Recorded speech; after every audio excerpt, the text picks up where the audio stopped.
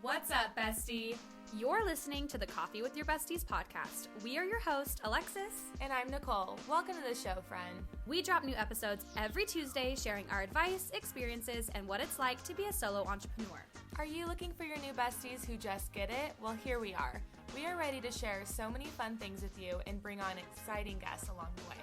If you like what you hear, make sure to hit that subscribe button so that you never miss a thing. Grab your coffee, grab your bestie, and let's dive right in.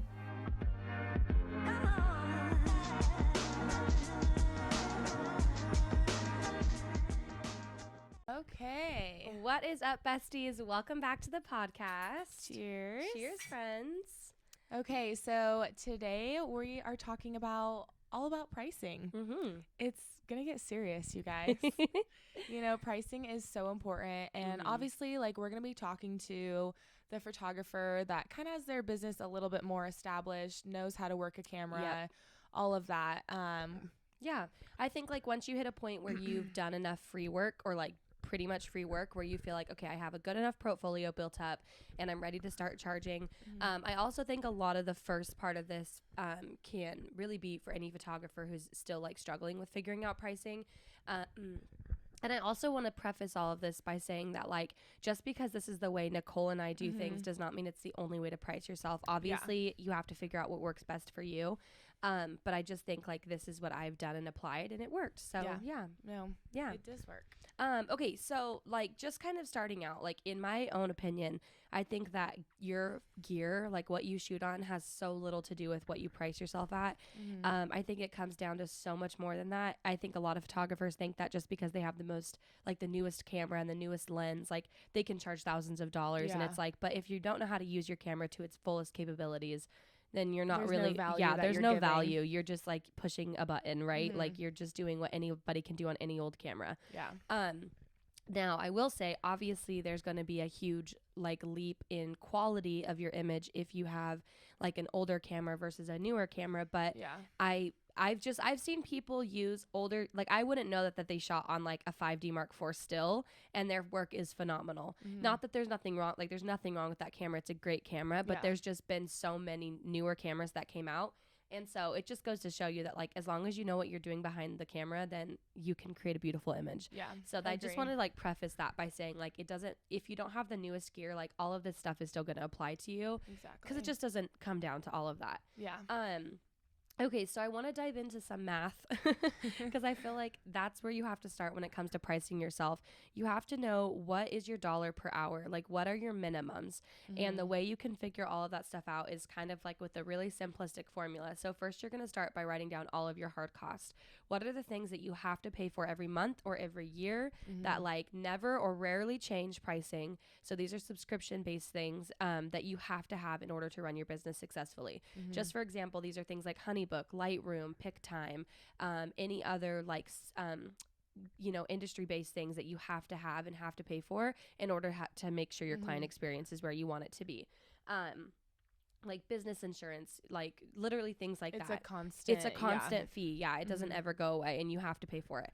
Okay, and now you're going to add up all of your cost of living. So this is just like things like, what do you want to put in your savings account each month in a perfect world?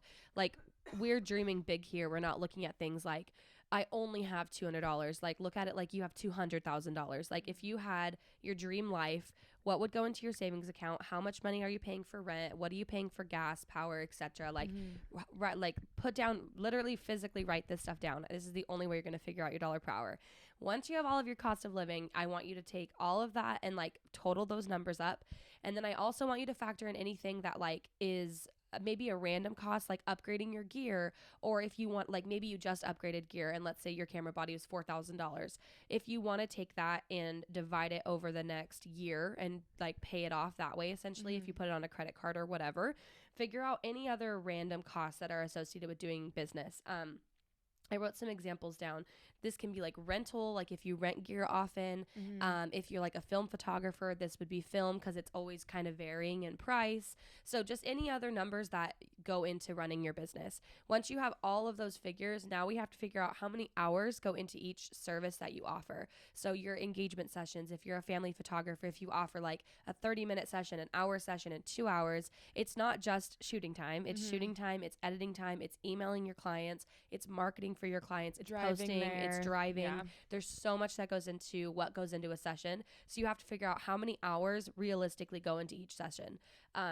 So for me, I just wrote down, like, let's say on average, it's 20 hours of editing per a typical wedding day, which is like anywhere from 6 to 8 hours. So let's say it's like 20 hours. So once you have all of your hard costs and all of the costs of doing business and your lifestyle and everything, you take that number and you divide it by how many hours are into each service that you offer. That's going to be your base price or your dollar per hour for that package. So if it's like 20 hours and let's say your hard cost is like whatever, I'm not good at math. Let's just say your dollar per hour came out to like $200 an hour. So you know that for each wedding, if it's 20 hours and it's $200 an hour, you have to charge a minimum of like $4,000 or whatever that number is. It sounds like a lot, but once you know, like, this is literally what it costs for me to run a business and live a life successfully and like just basic needs, you know? Because like you said, it's not just you showing up to the wedding day and working that 8 to 10 hours. It's you driving there, driving back home, editing, you know, all the expenses that are involved in that, you know, it's so a lot. It's a lot more. It is. And I think we don't factor in a lot of that. And you might be looking at that being like, oh my God, $4,000. There's no way I can charge that. I think when you're first getting started, your costs are a little bit cheaper. A lot of people don't dive into the deep end of full-time photography. Normally you have a backup job that's taking care of a lot of the bigger expenses. But when it's business related expenses, those should all be factored into your pricing. So maybe your cost of living, you're like, I'm not going to add that in because my main job pays for all of that right now. But if you are a full-time photographer and this is what you do, this is the exact method I followed. That helped me figure out my dollar per hour. And then it's nice because now you know, like, let's say $4,000 is your minimum. Now you can look at your packages and go, for my base package, I'm going to charge $4,000. But I want to make more, like, I still want to make more than that. Like, that's like my base, right? So like, let's say you bump it up $1,000 and now, you know, you're profiting over what you need. Plus you have additional to, like, you know, cover if things change. It's a lot and it's kind of scary because, you know, normally you're making a pretty big jump. Like for me, I think my biggest package was like $2,500 and now my smallest package is $3,500. So it's kind of wild. Like I jumped significantly, but I had to. My dollar per hour, what I was previously making was $7.19 an hour. And I was like, no wonder I'm exhausted. I'm not making any money. Like, of course I'm getting booked like crazy. I'm cheap. I am so cheap. And there's nothing wrong with being like a budget photographer. But honestly, you guys, like once you break out of that and you're in a more like, I'm not a luxury photographer yet, but I would say like when you're in the more like middle class of that, your clients treat you so much better. I don't know what it is, but I swear they value you way more. The couples that I've worked with in the past that were like only there because I gave them a discount, or only there because I was really cheap. Like not all of them, because I've had great clients, but there have been a few where I'm just like, oh, this is going to be the death of me. But once I got out of that and I started working with people who valued what I did and they saw it more like an investment and art and like they realized it's tangible, those are the clients that I'm like, oh, they value me. And so it's a lot that goes into pricing yourself, like, you know, numbers wise, but once you figure out those costs, now it just comes down to like valuing yourself and confidently being like, this is my pricing and not budging. Obviously, like, I'm just going to say for me, my pricing ebbs and flows. Like sometimes I'll be overbooking at the price I'm at and I'm like, okay, it's probably time to raise my prices, which we'll get into how do you know when you're not charging enough. And then other times if I'm like, okay, I'm not booking consistently at these pricings anymore, the industry's changed, then I drop them a little bit. Never lower than my like dollar per hour, never lower than what my lowest package has to be, but I'll always kind of shift them around just because that's kind of how I do things. I don't ever keep them like stagnant. At least I haven't for the last like year and a half. So and I think that's important to remember. Like, you are your own business owner. No one else is running your business for you. And so it's like figuring out what you want to make. You're probably going to be surprised when you do the math. Kind of like you were. You were like making $7 an hour and it's like that's below minimum wage. Like that's not livable. Like we could, you know, be doing something else than working at a fast food restaurant. No, like, literally. If we wanted to, you know? But like, just knowing like what you need to charge is so important. And then also like, it's okay since like you are your own business owner, you can raise your pricing 5 times a year. You can change it whenever you want. Like I see so many people are like, I'm raising my prices January 1st. And I'm like, there's nothing wrong with that. Whatever works for your business. But it's just like, you don't have to announce it every time you're changing something in your business. People don't need to know. They don't care. They're not going to know if you used to charge $2,000 and now you charge $5,000. They never inquired with you at $2,000. They have no idea. We've talked about this before where it's like, oh, but what if like they were sent to me from a friend whose wedding I booked, like I did their wedding 2 years ago. Yeah. And they talked. Their and they friend know, didn't pay $5,000, you know? And I'm like, yeah, but the new person who's inquiring with you should understand that like you've grown, you have more experience now, and that was 2 years ago. Life looked way different 2 years ago. Oh yeah. So your pricing it's is always just going to change. Yeah, I wouldn't get too hung up on like if they talk, and if they do, and they're like, oh, my friend must have got a discount. She must have, but this is my pricing now. So yeah. If I don't work for you, that's fine. There's another photographer out there. No, exactly. I don't know. I just feel like sometimes I get, it happens to me too. I start feeling desperate almost, and I'm like, I need to book something, anything. Yeah. But you know, I feel like the truer you stay to yourself and your like your values, just like any business, like you have to just have those core values and those things that you're not willing to budge on. Yeah. Yeah. And we'll get into this too later. If you have a really cool opportunity that comes up and you want to just, you know, charge for travel, maybe charge a little bit less than you do, that's okay too. Yeah. Because, you know, getting that opportunity and that experience is worth a lot sometimes too. And so don't feel like you have to always charge full price because like we said, you are your own business owner and you can kind of charge whatever you want. Yeah. But just making sure that you are setting those boundaries with your clients too and making sure that like you are getting like what you're worth, like your pricing. I'll never forget like my first biggest package I ever booked. At the time, it was like $3,000, and I was like, "Oh my god, that's a lot of money! Isn't that crazy? That's wild!" Like, cause I had only charged maybe $2,500 up to that point, like maybe, and that was for like my luxury package where I did everything. Yeah. Well, sorry to cut you off. No, fine. What was your first? Do you remember what you charged for your first wedding? I want to say like $1,200. Okay, mine was $800. Oof. Yeah, I see. And it was the longest wedding ever. Yeah. Like I think it was 12 hours or something. That's bizarre. Like it was just like the dance party was insane. But, no, I think so. I think I got, I don't think I got, I did get really blessed with how I started everything. I had met people in the community and I feel like I just kind of like heard enough to know what I didn't want to do. Like I never didn't have a contract. Like I never didn't have Honeybook. Like from the moment I started my business, like I just knew. Like Yeah. I just knew that people, this is what we did. So I was like, okay, this is what I'm gonna do. I'm just gonna do it right away, you know. So I think I got lucky in a lot of ways where I'm like, I kind of just was like, okay, I feel like 1,200's like pretty low. It is. Yeah. Like No, it is. Yeah. But I was like, you know, but it has to be worth it for me too, because it's a lot of work. Yeah. Yeah. It That is. also, that was a wedding. I delivered their gallery in like 2 weeks. You would. I was just like, okay, I think it should only take this long. Here you go. And they were like stoked. And it's still one of my favorite weddings I've ever done just because I was like, it's my first wedding. I'll never forget it. No, it's so special. But yeah, bizarre. Crazy. I know. Gotta all start from And somewhere. it's funny because I don't think my client knew I was their first wedding because I had done a ton of styled shoots. And so it didn't look like they were my first wedding. No, it's like when you have work to show, I feel like it's okay. Yeah. Because like we both had experiences from other, you know, styled shoots. And I shadowed with another wedding photographer before I was like fully on my own. So I feel like we were able to charge what we need to charge, but probably could have charged more. Oh, but for sure. I was so nervous. I still get nervous for wedding days, but it's fine. We all start from somewhere. We really do. Okay, so let's dive into when you know you're not charging enough. So this is for our more intermediate client or intermediate photographers, I guess, where you're like, am I too cheap? Yeah. Yeah.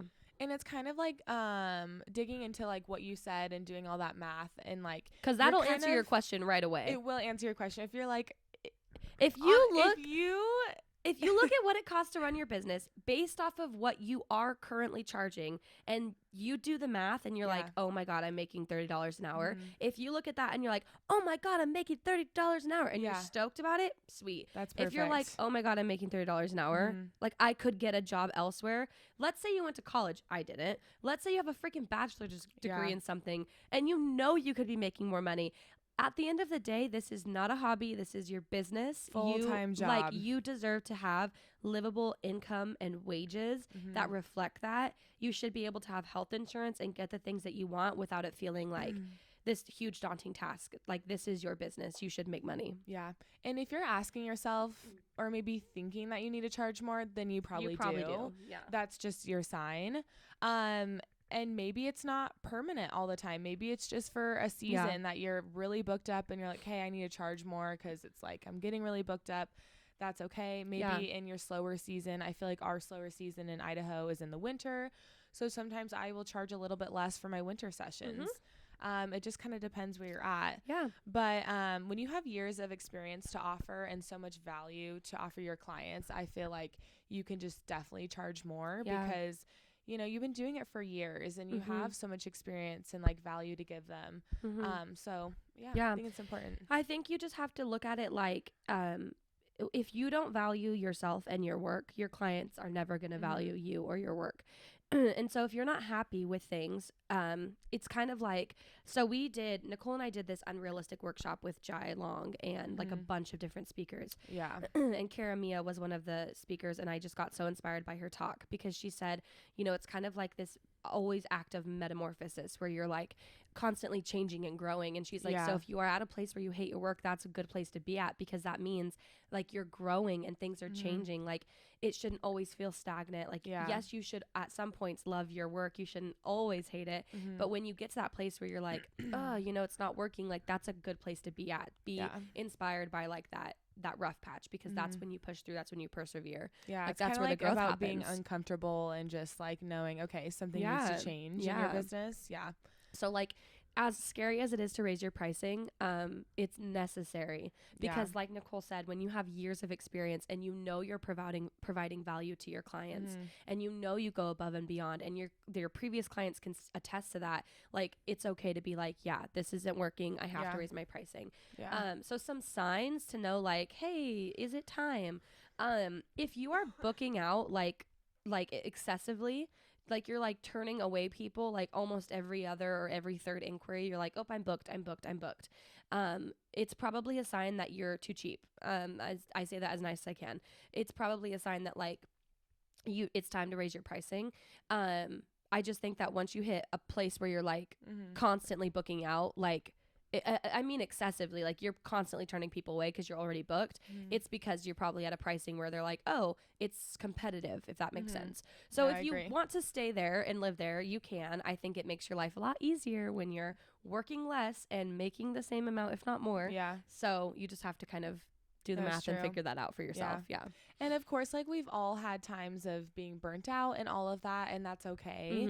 That's kind of what we learned about being burnt out is like, okay, and accepting it, and you know, you're a creative person, and so sometimes you just have to go through that.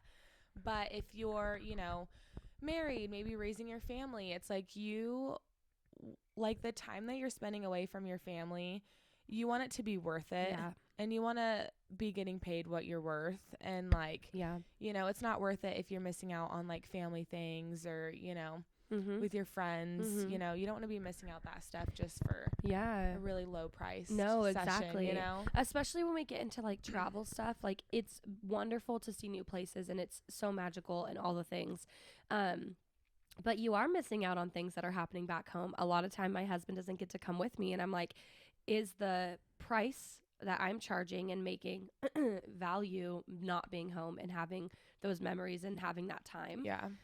Sorry, also Nicole and I are both sick, struggling going through it, but we're fine. I'm like trying not to cough every 5 seconds. I know, same. But anyway, so you have to figure out, like, is the mathing, like, is it enough payoff for you? And it's a hard conversation to have because you have to get really honest. Like, if something's not working, it's okay. It doesn't mean give up and throw the towel in. It just means it's time to rework it, and it's time to figure out, like, how can you make this business work for you and be inspired by it again without it feeling like this, like, oh, it's never gonna work, you know? So you should always be just inspired by your business and not feel like overwhelmed with it all, that you're not making any money, because then, like, you know, I know it's like not all about money all the time because like, of course we still take free work. Yeah. And sometimes like you have to mix it up a little bit. Like in our slower seasons, like I know we both I love this, getting creative. taking on styled shoots. And I think that's a great way to keep building your portfolio, showing clients what you can do, going to new locations, and it's okay if those are for free. Oh, absolutely. Yeah. I think there's a difference between intentionally knowing you're losing money, like taking on a project for free intentionally,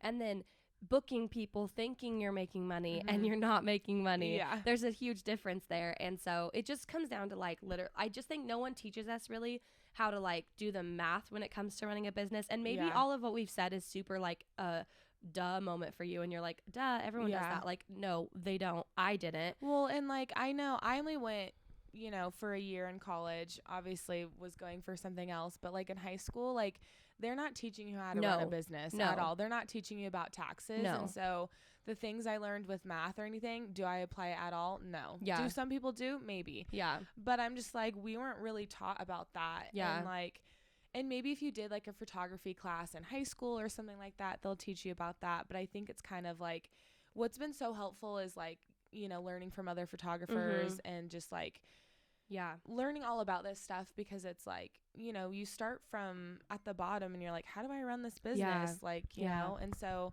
obviously we're here to help you guys with any questions that you have. But I just think it's so important, like, you know, like you said, not getting taken advantage of too. And having your clients value you is it's so just important. I think like the reason why so many of us hit that burnout is because we are overworking ourselves and we are not making enough money. And I think we forget that like photography is a luxury. This is not a need. Nobody in their life needs photography. It like even for famous people, it's still a luxury that they want photography, right? So I think when you start looking at it like you are a luxury service provider, it's okay to charge more. There's nothing wrong with that because there's everybody who fits different budgets. So if you want to attract budget brides, there's a season of your life where that's okay. But if you're at a place where you're like, okay, I'm kind of done with that. Like I want to move into the more luxury field and you feel like you have the experience and your numbers are making sense, do it. Like charge $10,000 if you want. I know it sounds crazy, but like there's no reason why we should put a cap on what people value us at. And you never know until you try. Once I raised my prices and I was consistently booking people at like $4,000, $4,500 for an average price, I was like, oh my God, why wasn't I doing this my whole life? Like obviously we all start somewhere and I couldn't have necessarily just dove in at that pricing. But at some point I was like, oh my God, I didn't realize people were just going to do it. Like they would just pay it. Like you said, like what's the worst thing to happen? Yeah, nobody books it. Yeah. Like the worst thing is like nobody books it and it just lives there. The best thing, like what if you booked 10 of those in a row? Like would that change your life?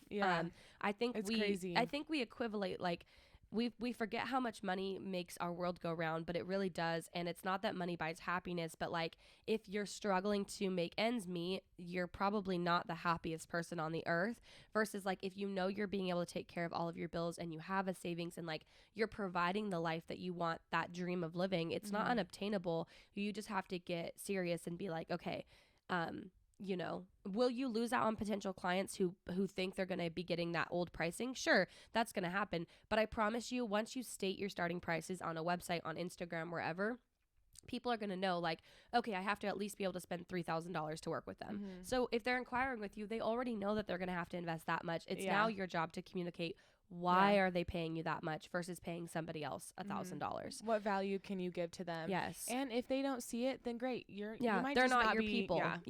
You might not be their photographer. Yes, there's like thousands and thousands of other people, and like you don't really want the client that's just price shopping anyway. No, because if they're just like, we kind of like your work, they don't really care about your work, you wouldn't want them as a client. No, and like don't feel like you have to be desperate and beg for them almost like I don't know. I get it because I've been there. But we all want to make money. Yes, of course. But also too, like, it just reaffirms it. Once you do book one of those clients that just like inquires, signs, books you, like they want you, you're just like, I want all of my clients to be like that person, right? Because there's a difference. Yes, you can there tell. is, and you feel different. Like for me at least, I'm like, I'm excited to work with those people. I'm excited to serve them. Like, how can I give you like the best job ever from me? Because like you trust me wholeheartedly. Those are my favorite people. Yeah. So like, Inda Earl says it all the time, but she's like, my ideal client doesn't have like a luxury wedding. My ideal client wants me. Like, that's I it. love It's that. that simple. And I love that. I'm just like, nope, that makes sense. Yeah. No, I'm it's like, so true. it isn't the mountain wedding with the like, that's a perk of the job. Yeah. But it's the client that's just like, signed, we're here. Values you. We want you. Yeah. That's it. We're going to make it happen. We'll move the date if we have to. Yeah. You're not available? Perfect. We'll do it on this day. Yeah. Like, that's wild, but That's it happens. the It best. does. So anyway, now we're going to dive into pricing for travel. So this is for all of our photographers that either want to break out into the destination. And when I say destination, I don't always mean internationally. I Yeah. mean like in Colorado or wherever. Different state. Yes, or, exactly. So there's so many different ways you can do this. This is just the ways that me and Nicole do it. And we feel like it works for us. Yeah.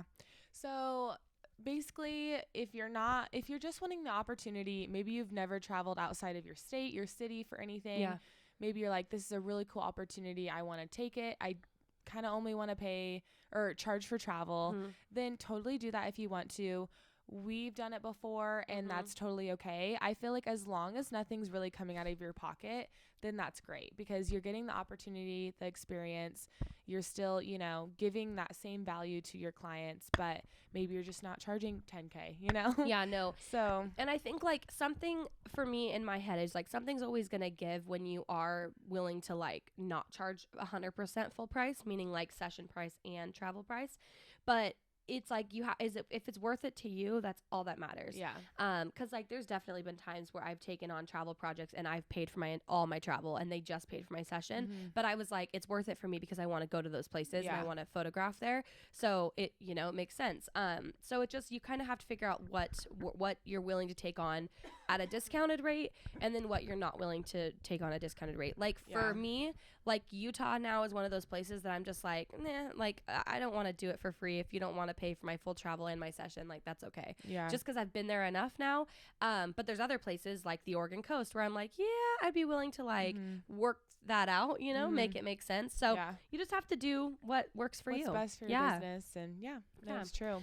Okay, so if you are charging full price for travel and your session, you should just try to look up flights. So let's say your client's booking you like a year out. Depending on what airline you like to fly with, you might not be able to look out flights 100%, but you can easily do some quick Google research. What are flights to Japan on these dates typically? Excuse me, Google will tell you, and then you'll be like, okay, let's say it's $800 for a flight round trip. Sorry, on average. And then you have to look up what else are you charging your client. So it looks different for everybody. This is just what I do. I charge them for my flight. I charge them for my lodging. So it's a hotel, Airbnb, whatever. I charge them for my rental car that I most likely will need. I don't love Ubering everywhere by myself as a female. So I will typically just drive myself places. Unless it's in a foreign country, then I won't. But normally I'm with my husband. So that's its own thing. And then I also charge for food, and I also have like a daily rate per diem that I charge that kind of covers random things like if I do have to take an Uber, or maybe there's like a permit that I have to get to park somewhere, or just random things that maybe I had to take a toll road, and that like I have a random per diem day fee that I charge internationally and for in the US stuff. So it just depends on where you're going and like what that all looks like. But that's what I charge. And then I don't think anything else. I don't really charge like my actual travel time. I know a lot of people do. Yeah. Like they'll have like a rate like $20 an hour for sitting at the airport, for being on the plane, which makes sense because you are traveling for them. It's not for you. And those are very long travel days. They are, yes. It's just, it can add up, and I've just I'm not there yet where I feel super confident doing that. But I do understand people doing that. That makes perfect sense. Yeah. Well, and like travel pricing is going to look different for anywhere that you go to. Like if you're staying in the States, it's going to look different. It's probably going to be cheaper with travel. If you're flying internationally to Italy, Greece, wherever, it's going to be more expensive than if you were just going to Colorado or Montana or something. So just looking up all those, flight options, and, if you're staying at an Airbnb or if it's cheaper to stay at a hotel, like things are just going to look differently for wherever you're going. So just kind of getting an estimate of like, just do your research. There's a lot that you can kind of look up and kind of see, okay, my flight's going to be, $1,500 around, these dates. Yeah. And so just kind of getting an estimate, because like you don't want to just be like, okay, my travel's only 1,000 and then it's like actually 5,000, Well, yeah. And then the other thing too is like, if you are looking and your client's getting married like a year and a half out, pricing's gonna change. It is. Yeah. Maybe not significantly, but it is gonna fluctuate with between maybe a couple $100. So I always round up. Like if my flight looks like it's 800, I go to 1,000, because I'm like, Yeah. I just don't know what it's gonna look like then. And what I don't want to happen is I have to go to my clients and be like, I'm so sorry, I underestimated. You owe me I'm more gonna money. need another $500. Like that's so awkward. Yeah. So rather you just add the other 500 into it, and if it's extra, it's extra. It's a bonus. If it's not, like you use it for travel anyway.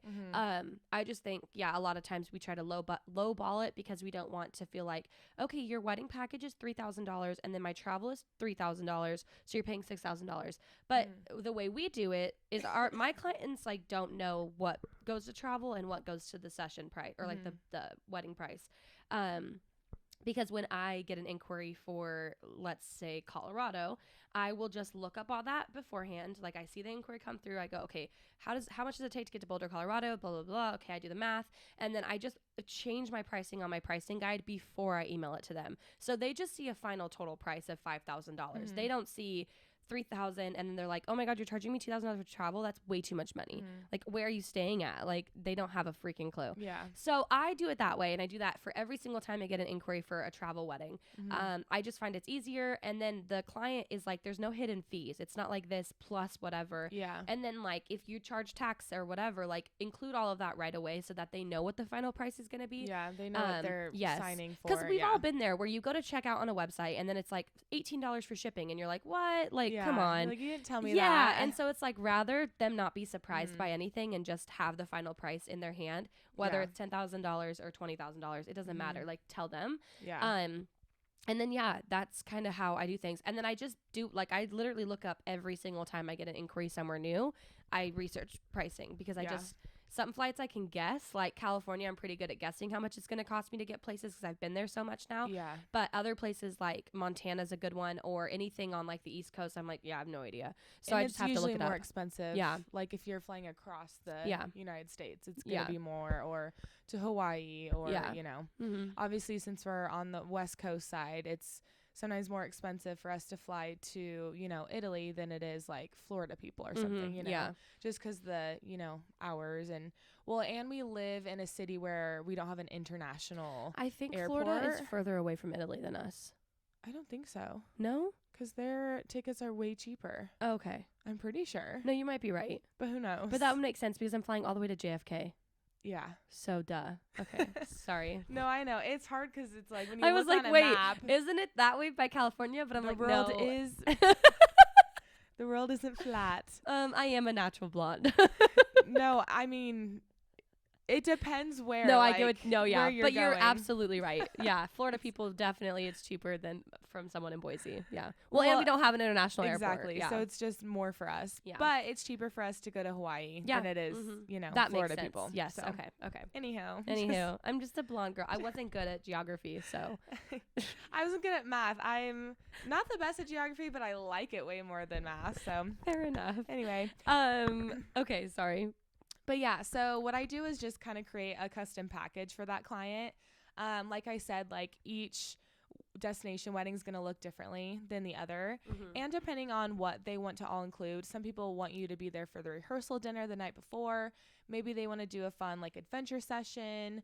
So kind of chat with them a little bit about what they want before you give them that final price, because sometimes you'll be like, okay, it's gonna be $5,000, and they're like, okay, well, can you come 3 days early because we have this we want photos of. And then you have to go just backwards. chatting with them before and being like, okay, what do you want it all to include, like, kind of giving them like your maybe like a rate for like hours of coverage kind of thing first. But I think like a destination wedding kind of does look different, because like you might be adding in more like a rehearsal dinner and things like that, and making it like a longer weekend for yourself. So just like communicating with the client before you're like, okay, this is, all you owe me and that's it. Yeah. Instead of going back and being Yeah. like, oh, it's actually like $2,000 more. Which I feel like I should clarify. I add the pricing. So I have 3 packages. I have like my all-inclusive, I have like the exclusive package, and then I have my basic package. So I take my pricing and I add it on top of all 3 of those packages. So when I send my guide, they can still choose which package they want plus any add-ons. But it sounds like you do a more like fully customized, like one package price for them. Pretty much. And I don't do that. I just give them the option of like looking through everything still. Like and I deciding. kind of give them like the different amount of like coverages that they can do. Like if they want 6 hours, 8 hours for their wedding day. Okay. But yeah, if they're like wanting to add in like rehearsal dinner and adventure session, like they're going to ask about that because I usually include an adventure session in one of the prices. Okay, cool. But then like my travel will already be included. So it's kind of similar to yours too. It's just, No, I like depending it, though. on where their where their destination wedding is at. No, and I think that's a good point. Most destination weddings, they're going to want to add on like night before coverage or even bridals afterwards in a different location or something. Usually already going to be there too because so I, especially with travel stuff, I always try to upsell my clients, and I'm like, hey, if you want to add on rehearsal dinner coverage, it's only X amount of dollars, and like this is why you should add it. It's so beneficial, and like the value and candid and all the things. Like I just push that because I am already there, and I personally just love wedding weekends. I just think it's so fun. Plus, I feel like I get to know my couples more, and I don't know, it just makes me feel more attached to the wedding day versus and you're like just showing there, up. And so it's like might as well get paid. It's fun to be to like around them more. And it is fun.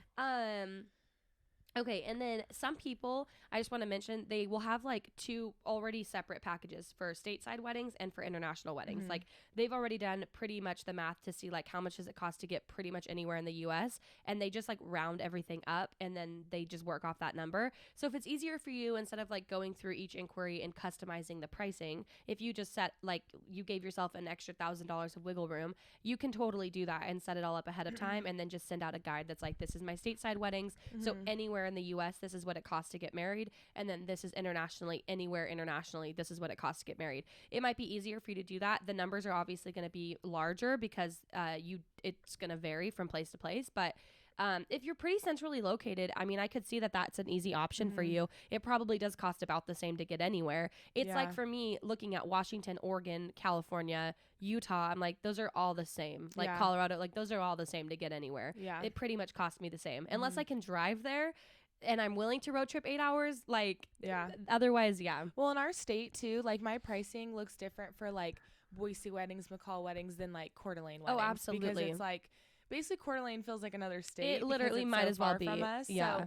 So, and like we said, like every wedding's going to kind of look different. And like how you price everything. And that's just like, we're not going to tell you exactly how you should run your business. No. But obviously we're encouraging you to charge more because like always, because I think we all undercut ourselves. And here's one thing you're not going to do. Okay. What you're not going to do is you're not going to look at a photographer and be like, well, they charge $3,000. So I'm going to charge $3,000. Do not. Because a little Miss photographer has a second job. Her husband pays all of the bills. She works for fun. Okay. This is a hobby of hers. And so $3,000's enough. It's your life isn't always going to look the same as versus you live on your own, or maybe you pay a lot of bills or whatever. Like your lifestyles look so different. You cannot just replicate what they're doing based off of a number that you have no idea how they even got there, because I'm gonna be honest with you, they probably don't even know how they got there. They probably just picked a number out of a hat one day and said that works. And like you can't. So don't be emailing. No. Don't be emailing photographers saying that as a little ghost. I'm a little bride and I want to know what your pricing looks like. Don't. No. If you want to know, just ask the photographers. Like be friends with them and be like, hey, Nicole, what do you charge? Oh, okay. Wow. Okay. But don't take it and be like, well, Nicole charges $8,000, so I should charge $8,000. Like, no, it doesn't. You just need to do the formula that Alexis was talking about. No, literally just figure do the out math. what you want to make. Yeah. Because there's also, taxes right around the corner, and those take a good chunk out. Yeah. And I did forget to mention, there is like another portion of that to include taxes. I think it's, they say to take either 25 or 35% of your ideal income. So let's say you want to make $100,000 a year. You're supposed to take 25 or 35% of that and like that add that into your pricing so that you can account for taxes. I'll be honest with you, take the Inda Earl pricing course. It's amazing. Yeah. I learned so much from that woman. I'll never stop learning from her. Yeah, She's amazing. Awesome. So if you want to dive deep into that stuff, like go check all of that stuff out because it's well worth the investment, because there's a whole section in there for taxes, and then also raising your pricing when the time comes. So this is just like my very dumbed down basic version of how to figure out your dollar per hour. Hers is much more formulated and pretty and well educated. So yeah. But anyway, we hope that helped you guys. It's just kind of like diving into all about pricing with, you know, when you're first starting out, when you know you need to charge more, when you start getting, you know, people reaching out for travel weddings, just a little bit about all of that. Yeah, and just give yourself some like grace with changing things as you need to. Like if you feel like it's not really working anymore, and maybe let's say your base package has to be $3,000 and you jumped up to $4,000, maybe go down to $3,000. You know you're still covering all of your costs. You know you're still making money, and like if you're booking way more at $3,000, take the experience, take the the clients, and then in like 6 months, if you feel like okay, I've booked like 10 people at $3,000, I'm ready to jump up again. Change them, and you don't have to announce it to the world. You can keep it to yourself. Exactly. No one has to know. And even if you like end up raising your pricing like crazy, which is amazing, and you maybe hear kind of crickets and you're not getting you know, maybe the clients reaching out to you like you wanted, go back down a little bit. Try to find maybe a price in the middle where it's kind of like a little bit more than you used to charge, but maybe it's not like 3,000 more. Just trying to find like that sweet spot, you know, of like, okay, I'm getting, you know, consistent bookings, but I'm not too overbooked, you know, just trying to find kind of that pricing that you're comfortable with. Yeah. So, and it's different for everyone. So just, you know, just have grace with yourself and figuring all of that out, because we are all figuring it out. Even the people who look like they have it all together don't have it all together. Yeah. So, yeah. Yep. But thank you guys for listening and tuning in for another episode. We love doing this podcast with you guys and getting to share all this fun information. We hope today's episode was helpful and you feel inspired to freaking change your pricing. I and know. like, let's go, besties. Yes. This is the year. We're not holding back anymore. You are good at what you do. 2024 is for making more money. Making more money. Let's go. Let's go. All right, you guys. We'll see you every Tuesday at 9 a.m. Bye. Cheers, guys. Cheers.